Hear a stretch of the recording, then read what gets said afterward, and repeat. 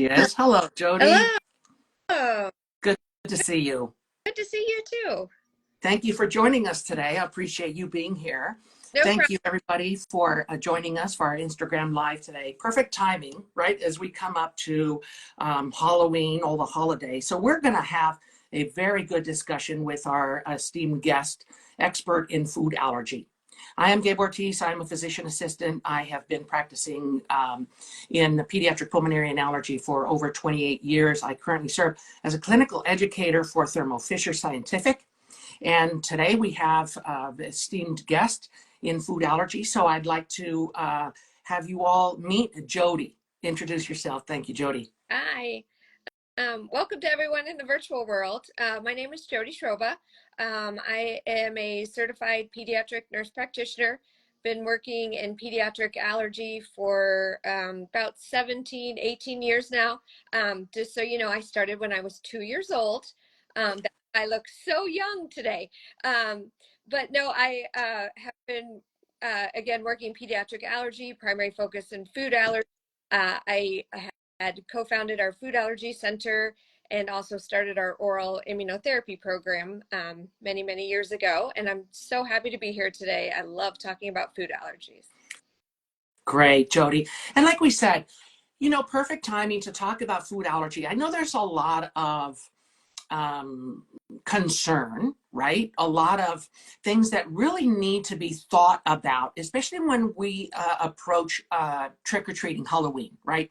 Give us a couple of food allergy tricks and maybe advice to follow as many kids go out trick-or-treating for Halloween. Yeah.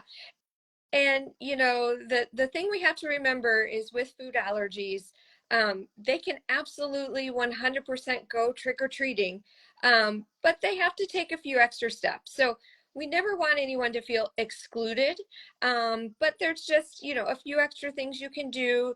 One of the best things that has come around, in the last few years was the Teal Pumpkin Project. So if you're not familiar about that, I'm going to give a brief explanation, but definitely Google it when we're done. This is the one time your healthcare provider is going to tell you to Google. But the Teal Pumpkin was started many years ago. And what it is teal is the color of food allergy. So when children have a teal pumpkin when they're trick-or-treating, or a teal bag, then that is to represent that they have a food allergy and, maybe have non-food treats available for your trick-or-treaters. Also, if you're providing stuff for Halloween, if you put a teal pumpkin out on your front porch, then that identifies that house as being, quote unquote, a safe house for kids with food allergies, that the items you're giving are either going to be free of the top 8, now 9 allergens, or they're not going to be candy at all. And so that's a house that they know that they can go to and get something that maybe isn't edible, but is still a fun treat. So number 1 is follow the teal pumpkin. Number 2 is read your food labels. Make sure on the candy you read all the labels. Also, one thing to consider is that sometimes the mini size and the full size are made in different factories. So the allergen labeling could be different. So I would say if you're out, don't eat any of your candy while you're trick-or-treating. Wait till you go home and go through all of the candy safely with your parents, with what is safe for you, what is not safe for you to eat, what are things that are just fun to keep. And also that's just good for people without food allergies, because there's always that candy danger. So you want to make sure that your candy is fully enclosed and wrapped and hasn't been tampered with. So don't eat candy in the dark. And so those are a few really quick and easy things: is identify yourself with your teal trick-or-treat bag. Don't eat candy while you're out. Wait till you're at home and can safely review it with your parent or guardian. Great tips, Jodi. I really want to touch on something that you mentioned, that about the fun size candies being maybe made in a different way. So the labeling is different, correct? And so is it possible that it's made in a different part of the company or the factory or something? Can you elaborate a little bit more on that? I think that's an important point to really remind our audience. Yeah. So it could be made in a different part of the factory. It could have a little bit different ingredient list. And so also with the fun size, they may not have the ingredient list on it. So, you know, when in doubt, don't assume that it's safe. Definitely do your homework. You may have to get online. You may have to call the manufacturer. And if really, I say when in doubt, just don't do it. You know, make sure that you stick with things that you can safely read about, or that you can, you know, confirm that they don't have any of your allergens in them. Again, the safest thing is to just not get candy. You know, get bracelets and trinkets and glow in the dark items and coloring books and coloring items, stickers. You know, they make all those fun little like Halloween rings and pencils, and you know, really kind of try to move towards just not having candy as part of Halloween. So I think our dentists would also like it if we ate a little less candy. So try to think about those non-edible items for trick-or-treating. Good point, right? It doesn't always have to be Right. candy. That's a really good point. What about Jodi? Any comments or words of advice when we know mostly school-age children may have parties in school, right? Any advice for those parties, Halloween parties in school? Yeah. Yeah. And, you know, unfortunately, Halloween is one of those big party times at school. So there's going to be a lot of snacks and treats and varying candy items at the school. So, you know, when the school year starts, every child should make sure that they have their epinephrine in the school. So whether it is kept in the nurse's office, kept in your classroom, kept, you know, just in the office at the school, you know, you should already have that there with the beginning of the school year. If for some reason you didn't get it there at the beginning of the school year, make sure it's there before Halloween time, and make sure that you have an emergency action plan attached to it. So again, that should have been something that we did preschool, but just in case you didn't, there's still, you know, a week and a half till Halloween. You can get that emergency plan, get your epinephrine, get those items to school. Again, I would double check that, you know, your teacher knows how to use it, that the nurse knows how to use it. If for some reason you find out there is going to be a substitute that's there the week of Halloween or the day of Halloween, we need to make sure that that substitute teacher either knows how to use it, or there is a designated person in the school that could use it if needed. The second thing I'd recommend is making a, you know, safe snack bag that can be kept in your teacher's desk, and it's going to have all sorts of treats that are safe for you. So, you know, let's just say that Oreos are a safe treat for you. You have a snack bag of Oreos, and so when all the other children are eating maybe the cupcake that was brought in, you get your, you know, your safe treat. Like, again, I'm using the example of Oreos. But that's always readily available, because not only do we have Halloween parties, we probably have maybe a holiday party around the Christmas time, definitely a Valentine's Day party. And so having those safe snacks, your child's going to be able to eat at the same time as all of his friends, and they're going to feel included. You know, if everyone else is eating and your child is not eating, that's isolating, and that's the last thing we want to do. We will always want kids with food allergies to feel included and empowered to be a part of what's going on around them, but doing it safely. And so having that special bag just for them is a real easy way for them to still be included and know that it's safe.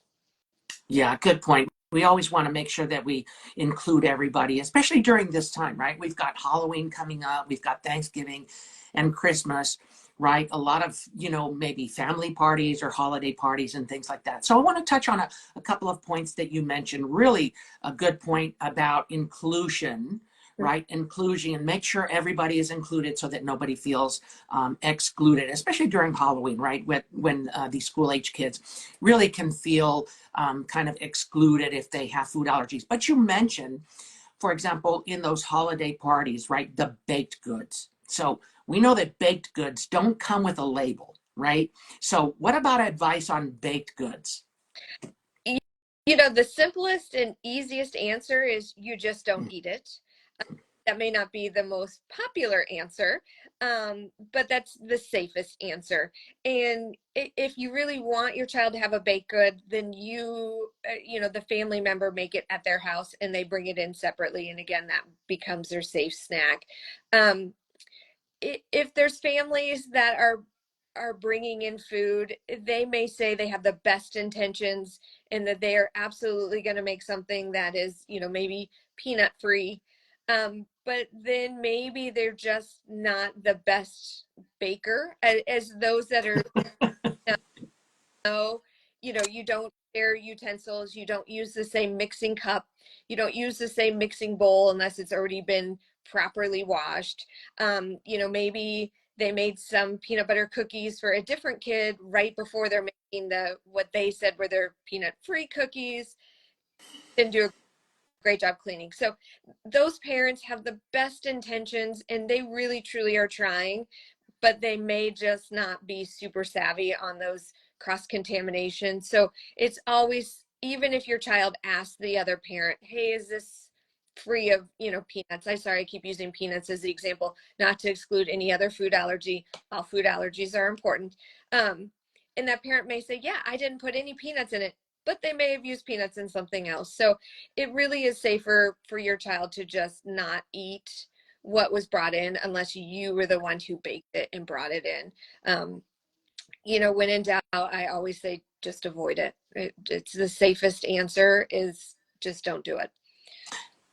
Yeah, that's true, Jodi. A good point. I know for those of us that practice in allergy, we always hear about these very scary stories about cross contamination. And, again, those with the best intentions, you never know. Something might have, cross contaminated the actual food itself. And you also have a good point, right? When you're doing like family parties, right? It's always best to bring your own baked goods or your own food items to that so that you can be able to include someone with food allergies. So any other points or maybe any stories you might have on cross-contamination? I would say in terms of points, and this is going to apply, when we start talking about other holidays that are also coming up, um, birthday parties. Mhm. Don't feel bad if you say to the host, I'm going to bring my own food or I'm going to bring my own snacks for my child. You're not offending them. You're not offending their cooking. You're just saying that your child's health is a priority. Mhm. Just feel more comfortable. And the fact that you're going is still what's going to be the best for the host. You're still being kind to the host. You're coming, but you have to, take your safety, your child's safety into account. So don't feel bad or that you're hurting someone's feelings if you're going to say, I'm just going to bring some safe food for my child to eat. As we all know, children with food allergies can still sit at a table with their allergen. They just need to make sure that they're not eating off of somebody else's plate, sharing utensils, sharing drinks, those kind of things. But to sit right next to someone that is maybe eating your allergen is perfectly safe as long as you're not sharing utensils, sharing food, sharing those plates. And so it's like I said, inclusion is really important. So showing up to the party is what's most important. Bringing your own food is also important because we want you to have fun and stay safe. So that's really the key. You sure could ask people, hey, what are you serving? But then also you can say, hey, what can I bring? Or, like I said, just bring your own snacks. If you're hosting, I always recommend that you put labels on the food. Like if you have a plate of two different cookies and you say, well, the ones on the left are the ones that are allergen friendly, well, is that my left or your left? So I always say label all the food, especially if it's like a potluck or a buffet, and put, hey, this is the cookies that are free of peanut butter, or these are the gluten-free cookies, these are the milk-free items, so that it is clearly labeled so that your child knows which are the ones that they can take, and everybody else knows those aren't the ones ones that they should be taking either. You know, that take the ones that, you know, for the non-food allergy people, take the ones that have everything in it, save the safe ones for the other people. So labeling helps a lot, for you as the host and for you as the guest. You know, Jodi, that's a really good point. And I think really we should stress that, you know, if you're hosting and you're making goods for a party like that, to label them. I just wonder how many people do that, right? Unless you inquire from everybody that's in attendance, right, if there's any food allergy. And I know many times in large gatherings and parties, many times they're asking, are there any food allergies, right? But it's a really good point to label anything that you make at a party where a bunch of people are coming, as to the ingredients and what's in them, to be able to include everybody, right? Yeah. And you know, we love our grandparents. Grandparents are the best. Without grandparents, but I will say that more times out of not, when children come in and they've said they've had an accidental exposure, it was usually in the care of the grandparents, because they're not around the child all the time, and so then they forget, and they have those bad cooking practices of mixing, you know, the same utensils, same bowl, something like that. So while grandparents always are the best and we love them and they try their hardest, there's a lot of accidental exposures that happens when they're at grandparents' house. So yeah, labeling is always good, and bringing your own safe snacks is always good as well. Yeah, that's really a good point, Jodi. And I think really cross-contamination is something everybody needs to be aware of. I mean, I have some stories of a patient actually, and my wife always gets mad at me about using a new knife, right, or using a new spoon, and that's because, not that we have any problems, but I have a situation where someone used a knife to cut something, right, and they had cross-contamination from avocado. So it's those simple things, right, that you may not think about, right? Oh, you have one knife, why do I want to dirty another knife? But you never know, and that's where we can get all of that cross-contamination from other protein foods. Right. So especially when we come up to Halloween, Jodi, what about if you get something, you know, and I know nowadays, I know when I was a child, we would fill, you know, 2 bags, right? You get a lot of things that you may not want. Yeah. Any advice or what you maybe can do with some of that candy or foodstuffs? Yeah, for sure. So a very popular trend is called the Good Witch. And what that is kind of think of it like the Tooth Fairy for Halloween. And, so you put out those candies that aren't safe for you, and the Good Witch comes when you're sleeping and takes that candy and leaves you something in exchange, whether it be, you know, a prize, or I have heard people get cash. I'm not recommending cash, but I've heard that before. You know, maybe it's a new Lego set, maybe it's a new Barbie, maybe, you know, it's a Hot Wheel, you know, something that the child's interested in. That the Good Witch will take away all the bad candy and leave you with something that is good. So that's kind of a fun tradition you can do, especially with the younger ones. Also, check in your area. I know near where I live, there used to be a couple dentist office, and you could donate the candy to them, and then they actually shipped it over to the troops over.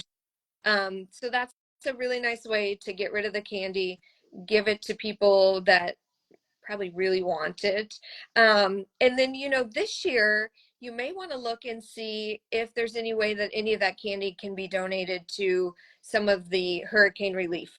You know, I have not looked to see which organizations may be taking it, but definitely if you're near an area that was struck with the hurricane or any of the horrific, look to see if that's something that can be donated to them, for them to hand out in those kind of ravaged areas. So don't know if that exists, but that is definitely something to be looked into. I know at my house, we've sent them to the troops before. Sometimes we've even donated it back to the school and they put it in the teacher's lounge. So the teachers can have a nice treat.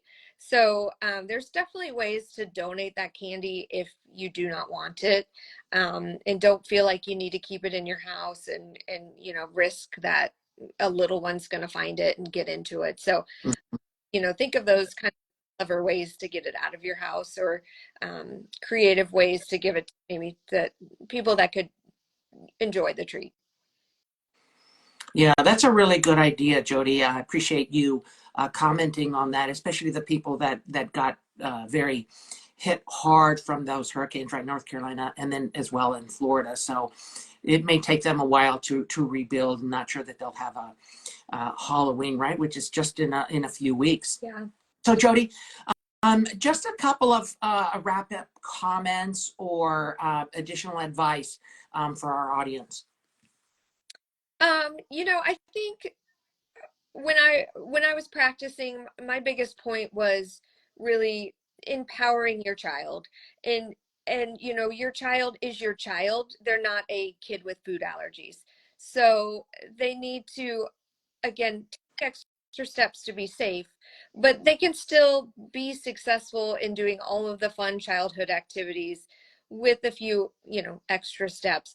Even kids as little as 2 or 3, start teaching them what their allergen is. You know, as soon as they're verbal, you can teach them, their bad foods. So, if you even have a 2 or 3-year-old that's allergic to milk, you can teach them the phrase allergic to milk. They may not understand what that means, but if they say that to a grown-up, then the grown-up's going to be like, oh, wait, like, oh, you have food allergies, Mm. so maybe they can't explain everything, but you can teach them very simple words that make people aware that, this child does have some food restrictions. Even children, now, I'm not advocating for any small child to use their epinephrine device, but children as young as 5 can be taught how to use them. And so I had actually done a study that we showed down to 5 years of age, we could teach children how to use it. We do not feel that they have the decision-making abilities to use it. But let's say that they're in a school with a substitute teacher and the teacher doesn't know how to use it.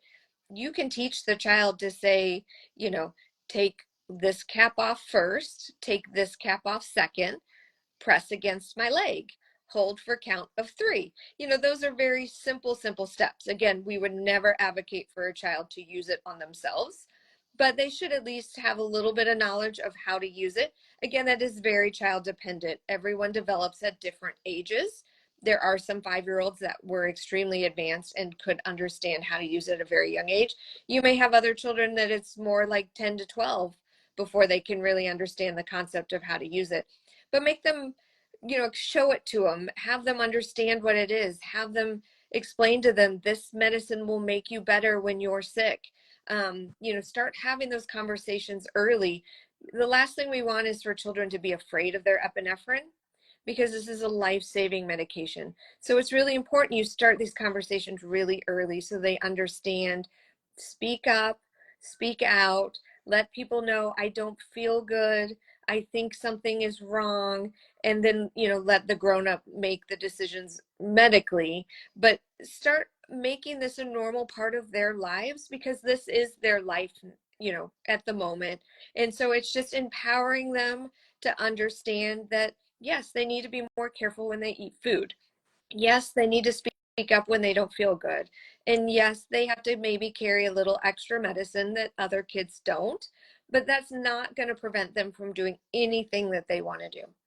And Halloween is a very perfect example of, it's a scary, scary time. Scary because the costume, scary because it's all based on candy, but that they can still enjoy it and have a great time and make it special in their own way. Yeah, Jodi, that was great. I really appreciate your advice. Really good information, reading package labeling, and be very careful about what, especially these children, right, are ingesting and what they're getting. So I just want to circle back to a couple of comments that you made, right, especially empowering and including, right, these young children. So thank you, Jodi. I appreciate you being with us. Thank you for joining us. Everybody in the audience, be on the lookout for other Instagram lives to come in the future. Thank you again, Jodi. Thank you. Thanks for inviting me. Everyone have a great day and happy Halloween. Happy Halloween.